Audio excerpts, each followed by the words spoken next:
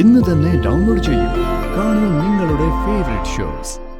എല്ലാരും സംസാരിക്കുന്ന കുഞ്ഞേച്ചിക്ക് വേണ്ടി തന്നെയാ. അവിടെയാണെങ്കിൽ സത്യമ്മ കുഞ്ഞേച്ചി കഴിച്ചെങ്കിലേ കഴിക്കൂ.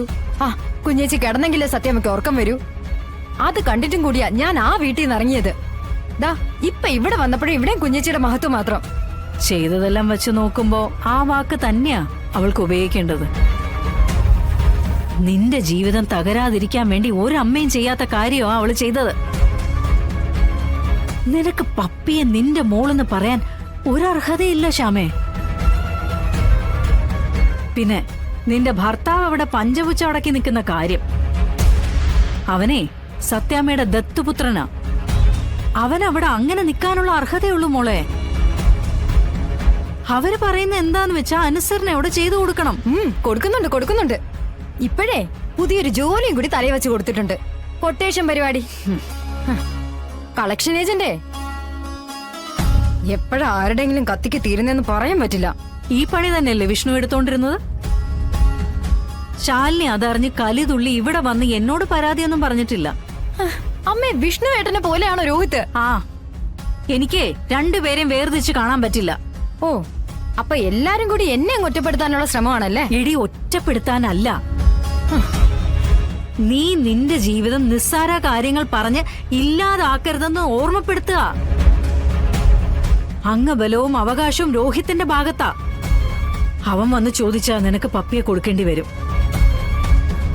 പ്രത്യേകിച്ച് കഥകളെല്ലാം രോഹിത്തിന് അറിയുകയും ചെയ്യാം. അതെ, ചോദിച്ചു വരട്ടെ.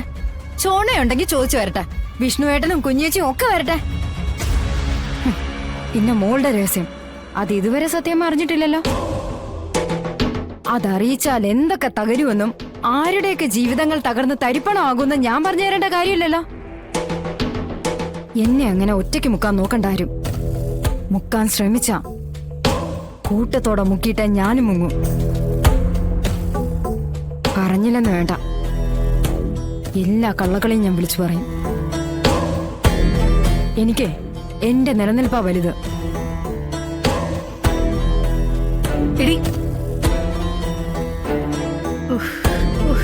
ഈശ്വര, കുഴപ്പങ്ങളിലൂടെ മാത്രമാണല്ലോ പോയിക്കൊണ്ടിരിക്കുന്നത്. ഇതൊക്കെ എങ്ങനെയാ എന്റെ ഭഗവാനെ ഒന്ന് പരിഹരിക്കുക? ഒന്ന് മാറി ഒന്ന്.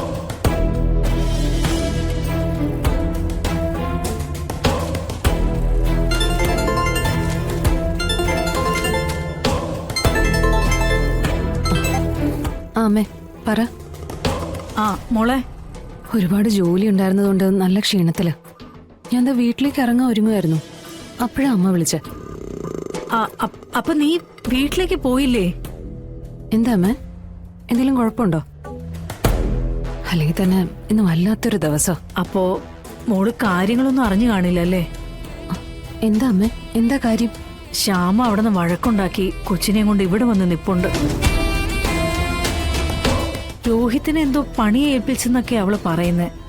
ശ്യാമയ്ക്കിപ്പൊ എല്ലാവരോടും വൈരാഗ്യം അമ്മേ. എന്നോട് പോലും ഒരു വൈരാഗ്യ ചൊവ്വയോടെ മാത്രമേ അവള് സംസാരിക്കുന്നുള്ളൂ. എന്നോടിപ്പോ ഇങ്ങനെയാവുമ്പോ മറ്റുള്ളവരോടുള്ള അവളുടെ പെരുമാറ്റം ഊഹിക്കാവുന്നതല്ലേ ഉള്ളൂ. എന്തായാലും ഞാൻ അങ്ങോട്ട് വരാം, വന്നിട്ട് സംസാരിക്കാം. ശരി.